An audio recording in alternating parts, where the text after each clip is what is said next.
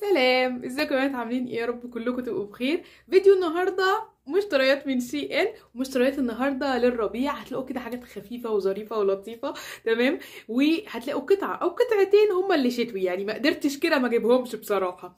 وعايزه اقول حاجه مهمه جدا، اعتبروا يا جماعه ان الفيديو ده مش للتنسيقات، انا بس بوريكم القطعه، لان تقريبا القطعه كلها انا لابساها على نفس البنطلون على نفس الشوز بنفس الطرح. يعني عايزين تنسيقات تروحوا بسرعه تتابعوني على الانستجرام عشان تشوفوا تنسيق لكل قطعه لوحدها، وتشوفوا كده الاستايلات اللي انا بعملها هناك. غير كده ليكم كود خصم هيديكم 10% لو انتوا بتشتروا نفسكم من شي ان. ولو عايزين لينك وسيط في مصر هسيب لكم لينك الوسيط تحت. ويلا بينا بسرعه نبتدي. جيت على جنب شويه عشان اسيب مكان لان انتوا تشوفوا القطع يعني.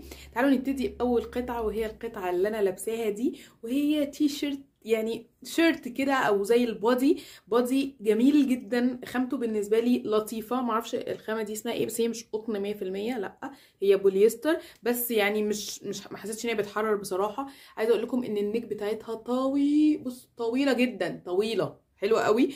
بس هي واسعه شويه، فانا ماسكاها في الطرحه من ورا، لكن هي طويله جدا وعجبتني قوي بصراحه. النك الطويله دي بتبقى لطيفه جدا ان الواحد يعرف يعمل شعره، يعمل الطرحه يعني بالطريقه ديت. تمام. فتكون رقبته متداريه على قد ما بنقدر، يعني بنجاهد ان شاء الله.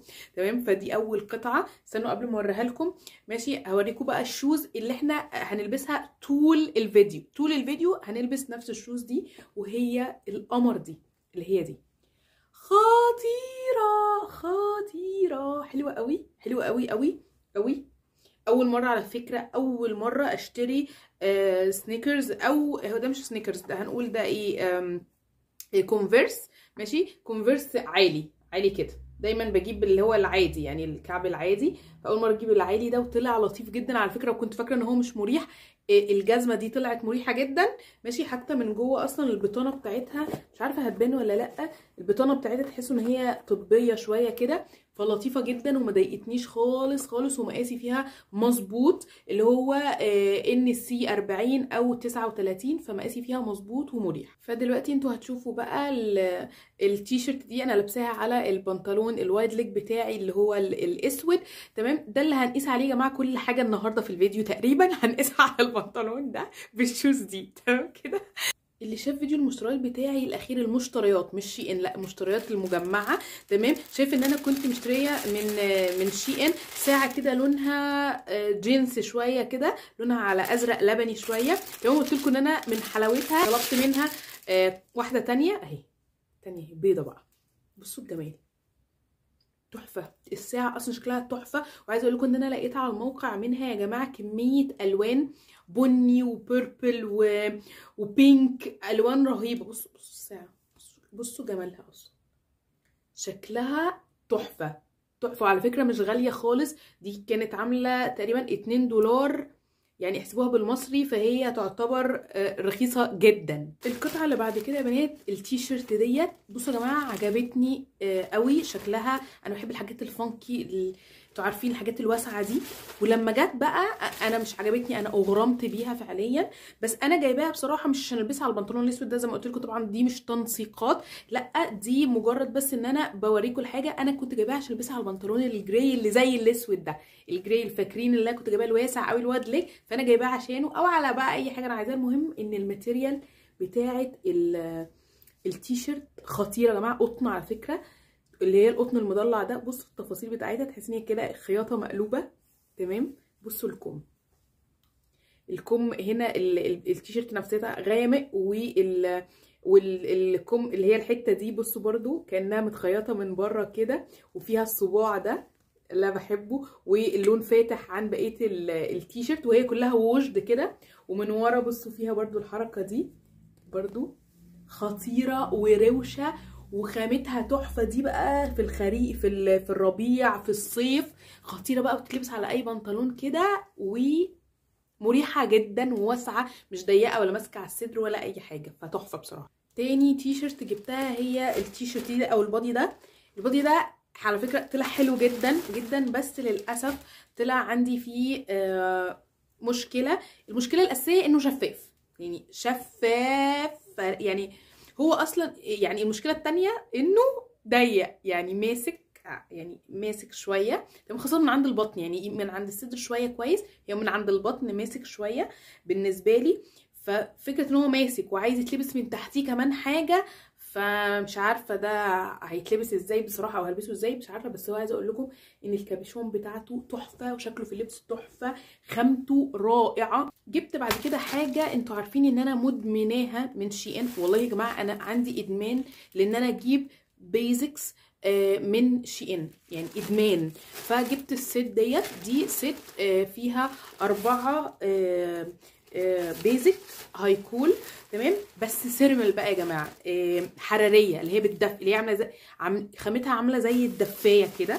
تمام. فدول شتوي، او زي ما نقول يعني خريفي بقى، لو انت عايزه تلبسيهم لوحدهم عليهم مثلا جاكيت او بليزر او اللي هي الحاجات الكات الجينز او الحاجات دي، يعني ممكن تلبسيها هتدفيكي لان هي ثيرمال زي ما قلت لكم. لكن طبعا في الصيف دول ما ينفعوش خالص، والهيكول بتاعتهم برده كبيره كده وحلوه، تمام. بصوا الخامه دي، مش عارفه انتوا، دي اللي هي الخامه دي اللي بتدفي دي، والمقاس بتاعهم حلو وواسع مش ضيق قوي، لان انا ما بحبش حتى البيزكس يبقوا ضيقين قوي، بحبهم مقاسهم يبقى حلو كده. فانا بالنسبه لي المقاس ده حلو، ده مقاس كيميا رورو، انا جايبه اكس لارج، انا بجيب اكس لارج عشان يبقوا مش ضيقين قوي، تمام، اقدر البسهم براحتي يعني. ففي منها الاسود واللون البيج ده، تمام.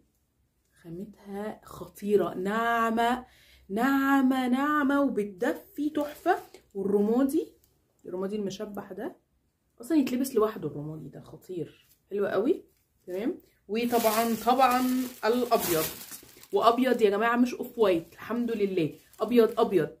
انا بدوخ على ان انا الاقي حاجه بيضه مش اوف وايت على شيء بصراحه، فدي بيضه. بصوا الرقبه بتاعتها كده فيها كشكشه بسيطه كده، شكلها حلو قوي. نيجي للتيشيرت دي او البلوزه دي، معرفش بقى دي اسمها ايه يا جماعه بصراحه، بادي، تمام. المهم ان انا جبت انه مقاس كبير عشان ما يبقاش ضيق بصراحه من عند الصدر، لانه لو ضيق من عند الصدر انا مش عارفه البسه خالص. فجبت مقاس اكس لارج، وده شكلها. عايزه اقول لكم ان اللون، هي فيها الوان، بصوا كميه الوان في البادي ده كتير جدا. فانا اللون ده خطير، وعايزه اقول لكم على الاسود خطير، وهيبقى على الجنس خطير، ولو على ابيض خطير. اللون تحفه كده وبينور.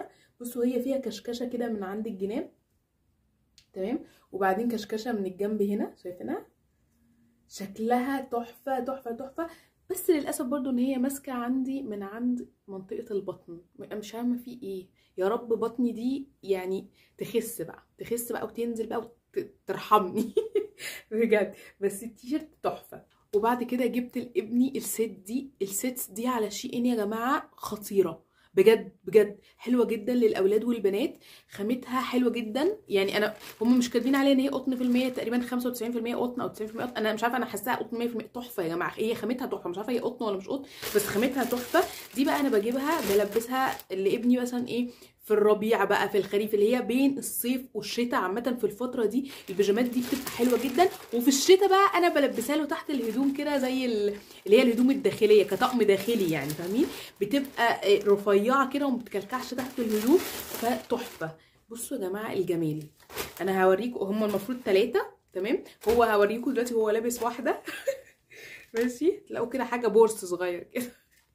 بصوا يا جماعه، بصوا الجمال والخامه الرائعه، تحفه والله العظيم. على فكره انا اتصدمت من خامتهم، يعني انا لما طلبتهم ما كنتش متخيله ان خامتهم تطلع حلوه كده وبتدفي كمان، حلوه قوي. ده مقاس 6 سنين وانا ابني عنده 7 سنين. انا بجيب له مقاس اصغر لان انا ابني جسمه اصغر من سنه، تمام. بصوا دي عجبتني قوي بقى، حلوه قوي. بصوا البنطلون بتاعها جميله.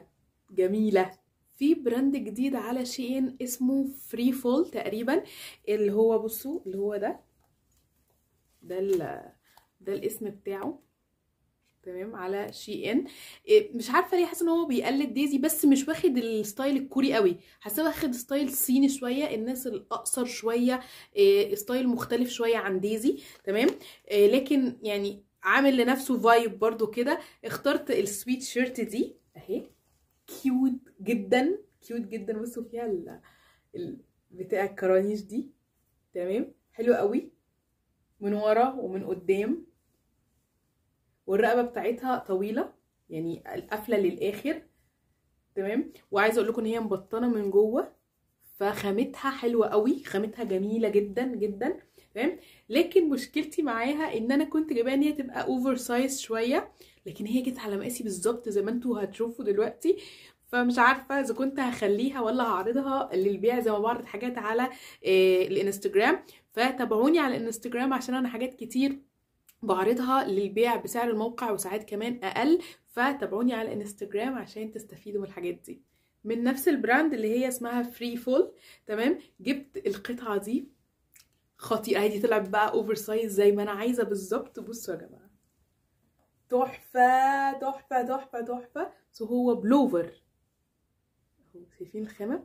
والقلوب دي مش حمراء، القلوب دي نبيتي، هو الاضاءه مخليها حمراء شويه لكن هي نبيتي، هي غامقه. مش عارفه ليه الاضاءه مخليها حمراء. بصوا ما ايوه هي غامقه كده يا جماعه، ايوه هو ده لونها غامقه. بصوا لما بقرب من الاضاءه بتفتحها، لكن لا هي غامقه كده، هي نبيتي تحفه. اريحكم شويه من البنطلون والشوز واوريكم حاجه تانية، بس دي بقى مش هقيسها تمام. جبت الفستان ده عجبني قوي، حسيته كده بيرفع، وجوه فعلا زي ما انا توقعت بيرفع. والكشكشه البسيطه اللي من عند الوسط من عند البطن دي بتقلل شكل البطن شويه. فقلت ان انا ممكن اجيبه ك لقعده بنات او لحنه مثلا كده، هيبقى شكله حلو يعني. فعايزه اقول لكم اول حاجه ان لونه خطير خطير خطير خطير، لونه حلو جدا. بس هو واحد الكم والتاني كم ساقط كده زي الموديل ما لابساه. ومن هنا بقى في كشكشه دي من عند البطن، بعد كده مفتوح من تحت، ومن ورا يا جماعه في استك تمام.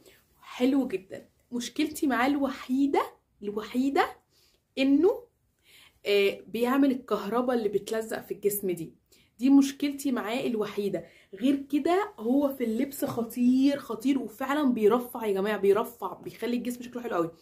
فلو حد عنده حل لموضوع الكهرباء دي يا ريت يقول لي، ولو حد يقول لي سبراي ومش سبراي يا ريت يقول لي السبراي ده بيتباع فين عندنا في مصر هنا.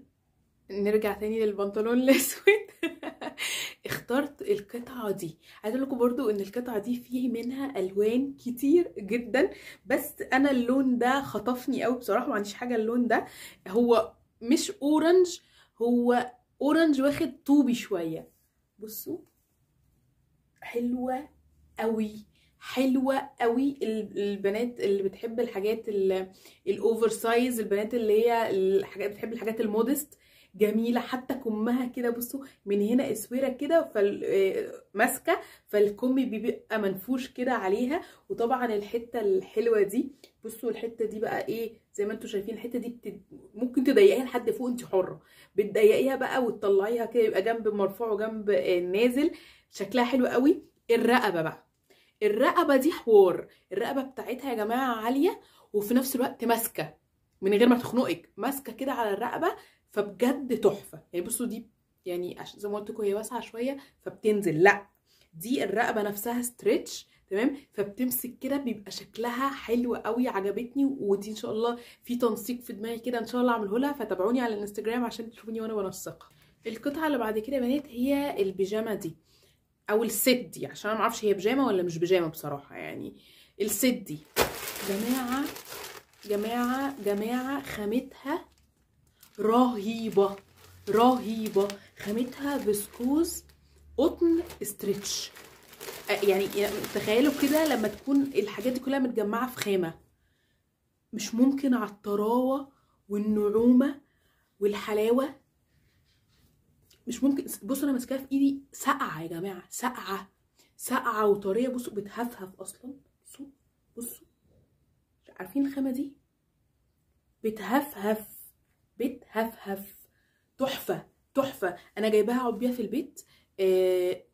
مش ممكن يا جماعه، بتحلي شكل الجسم جدا جدا، طريه جدا، ناعمه جدا، حاسه انتي مش لابسه حاجه وفي نفس الوقت شكلها شيك.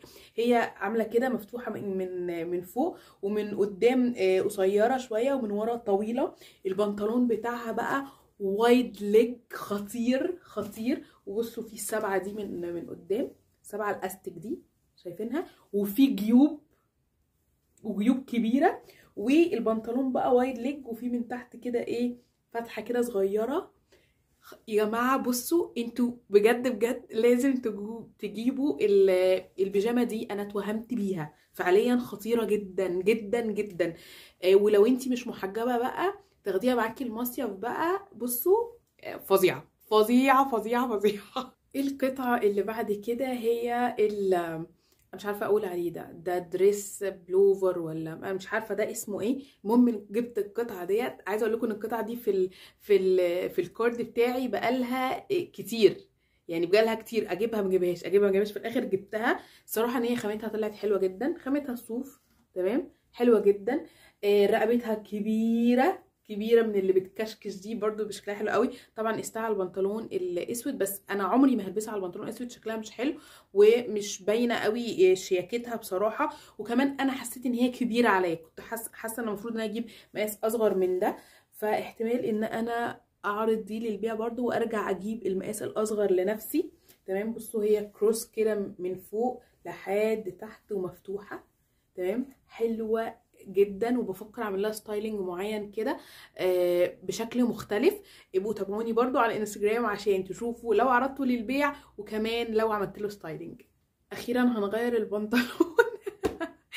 انا اخترت البنطلون دوت، كنت حابه ان انا اجيب بنطلون شارلستون وفي نفس الوقت ما يكونش فلير اللي هو بينزل واسع قوي طويل قوي، لا كنت عايزه طوله يكون كويس يعني مش طويل قوي. تمام. فجبت البنطلون ده وطلع تحفه يا جماعه. خلي بالكم كمان ان هو هاي ستريتش، يعني تقدري تجيبي مقاس اصغر من مقاسك، فاهمين يعني. انا كان ممكن اجيب على فكره مقاس اصغر من مقاسي بس تمام، يعني انا ظبط معايا تمام. بس يعني هو يعني يلبس حد، يعني ده مقاسي بس يلبس حد اكبر مني. يعني بصوا الاسترتش بتاعه ايه كبير، وطبعا مع الاستخدام بيوسع، عشان كده بقول لكم تجيبوا ممكن تجيبوا مقاس اصغر منكم. فهو حلو قوي. وعايزه اقول لكم كمان من ورا بصوا كمان عاملين حركه جامده قوي، عاملين سوسته، يعني في كمان بصوا سوسته اهي من ورا. طبعا انا ما احتجتش الحمد لله ان انا افتح السوسته، لان زي ما قلت لكم هو اصلا كبير فكان بيخش فيا على طول. فهتشوفوه طبعا دلوقتي عليا. الشارلستون بتاعه حلو ومظبوط، مش واسع قوي ومش طويل قوي زي ما انا كنت عايزه يعني. تمام. لبسته على ايه بقى؟ استنوا اوريكم. التيشيرت دي للاسف يا جماعه ان التيشيرت ديت يعني الحقيقه ملهاش اي علاقه بالصوره خالص. بصوا الحقيقه عامله ازاي، مش ذهبي، مش بتلمع اصلا خالص خالص خالص. فصدمتني قوي، صدمتني قوي واتضايقت بصراحه. يعني انا اتضايقت لان انا كنت فاكره ان هي لونها جولد بقى وبتلمع وكده، طلعت يعني حاجه طباعه كده تعبانه وضايقتني يعني. بس المهم يعني تمام. التيشيرت نفسها كويسه والوسع بتاعها حلو والطول بتاعها حلو، يعني اقدر البسها كبيزك تيشيرت حتى على ظهرها عادي جدا زي ما انا هعمل دلوقتي. تمام. انا لبستها على البنطلون الجينز ولبست عليهم بقى الترانش كوت دوت. الترانش كوت دوت انا اول مره اجيب اصلا ترانش كوت خالص، عمري ما كان عندي ترانش كوت خالص. فجبت ده ومن ديزي. وديزي يعني انتي شاريه خامه خطيره بجد والله. ديزي من احلى براندات شي ان، من احلى البراندات. قد تكون غاليه بس انتي بتدفعي فلوسك وانتي مش هتزعلي على الفلوس اللي انتي دافعاها فعليا. فجبت الترانش كوت ده. بصوا يا جماعه يعني الخامه حاجه محترمه محترمه محترمه، تقيل مش خفيف، مبطن، كله مبطن. تمام. تحفه يعني خطير. الديتيلز بتاعته حلوه جدا. في بصوا من هنا اللي هي ده تمام، والكم نفسه برده فيه بصوا تقدري تضيقيه كمان، يعني في طالع موضه ان انت تضيقي الكم كده وتشمريه بشكل حلو قوي. بصوا طبعا مبطن لحد اخر الكم بجد، يعني خامته راقيه جدا وتحسي انت فعلا لابسه حاجه غاليه. هتشوفوني بقى انا لابساهم كده على بعض، بس انا بالنسبه لي الطقم ده مش احلى حاجه، يعني انا مش هلبسه وانزل بيه بصراحه، انا بس عشان كنت بنسقه كده مع بعض، لكن بالنسبه لي مش اروع حاجه. وقولوا لي برده رايكم تحت ايه. بعد كده يا حلوين جبت بصوا القطعه دي. القطعه دي يا جماعه انا طالباها قبل كده 3 مرات وكل مره بتبقى سولد اوت. وعايزه اقول لكم ان انا كنت طالبه اللونين البيج والاحمر من كتر ما هي عجباني، واخيرا اخيرا جبتها. خطيره من هنا ل3 سنين قدام. اول حاجه عايزه اقول لكم هي تقيل جدا، تقيل جدا، ده شتوي بحت بحت فحت بالردم يعني، تقيل جدا جدا جدا. بصوا الخامه تقيل قوي يا بنات قوي. وبعدين بقى هنا الزراير بتاعته دي جينز، وبعدين هنا الجيوب برضو جينز، ودي جيوب حقيقيه تمام. وفي حواليها الشرايط دي كده اسود في ابيض، شكله تحفه تحفه تحفه تحفه. كمان مره عايزه اقول لكم ان انا جايبه منه مقاس سمول وبرده اوفر سايز. انا قلبت البيزك تي شيرت اللي هو الاسود ده ولبسته على نفس البنطلون. عايزه اقول لكم ان الزراير دي نفس لون البنطلون بالظبط، نفس لون البنطلون بالظبط، فطالعين حلو قوي مع بعض. بس برضو انا لو هلبسه كارورو وهعمله تنسيق شوفوني على الانستجرام، مش هلبسه على طرحه سودا ولا على بادي اسود اصلا خالص. ممكن البس على ابيض، على بيج، ممكن اعمل ستايلينج بطريقه مختلفه خالص، لكن بصراحه مش هلبسه كده. وطبعا ما ينفعش ان احنا نجيب حاجات للربيع من غير ما نجيب سيتس يعني، اكيد يعني. ونيجي بقى للسيت دي، عشان السيت دي تعبتني قوي يا جماعه. السيت دي مش راضيه تظبط معايا خالص. اللي فاكر قبل كده انا اشتريت السيت ديت بنفس اللون ده لان اللون خطير خطير، وكانت مقاس لارج وطلعت كبيره عليا تمام. فقلت لا المره دي بقى ايه، وزي ما قلت لكم انا بعرض الحاجات للبيع على انستجرام فتابعوني هناك تمام. فجبت نفس اللون نفس الست لانها خطيره بجد حلوه قوي. جبت المقاس الميديم تمام. وللاسف تحفه تحفه. وللاسف انه طلع ماسك عليا البنطلون من ورا شويه. وهي طويله من ورا. بصوا يعني هي التيشيرت طويله من ورا الصراحه، عشان برضو ايه، هي التيشيرت قصيره من قدام وطويله من ورا، بس الطول بتاعها من ورا بالنسبه لي مش امن يعني. انا مجرد اوطي او حاجه فالدنيا مش هتبقى لطيفه، فبالنسبه لي ان هي ضيقه عليا يعني، فاهمين؟ فمش عارفه شكلي برضو هعرض دي للبيع وارجع اجيب اللارج تاني يعني، نفسي تظبط معايا. او ان انا ممكن اخليها بقى وابتدي انسقها ان انا البس تحتيها مثلا قميص يبقى طويل شويه، او بيزك ابيض مثلا يبقى طويل شويه. هشوف كده الدنيا هتبقى ايه. نيجي بقى لاخر قطعه وختامها مسك والله يا جماعه. انا اخترت الست ديت وطلعت قمر قمر قمر. اول حاجه اللون طبعا واضح يا جماعه ان انا بحب اللون الزيتي او اللون الارمي عامه. انا بحب اللون الارمي ده جدا وبحب الطباعه الارمي دي جدا، فاخترت الست دي وطلعت حلوه جدا. بصوا ده الخامه بتاعتها. بصوا الخامه دي يا جماعه هي خريفي او ربيعي زي ما بنقول، لان هي ما تقدريش تلبسيها في الصيف خالص، ما ينفعش تلبسيها في الصيف. بصي هي فيها ثريمل شويه وبريه شويه، فما تقدريش تلبسيها في الصيف، وفي نفس الوقت في الشتاء لوحدها ما تدفكيش، فاهمين؟ فهي خريفي ربيعي، فحلوه قوي. وخلي بالكم لو هتلبسوا مثلا البنطلون ده لوحده هيبقى شفاف، لكن على البلوزه بتاعته مش هيبقى شفاف لانه هي طويله، فاهمين؟ يا رب تكونوا فاهمين قصدي. هي بصوا اقرب لكم الخامه عشان تبقوا شايفينها كويس اهي تمام.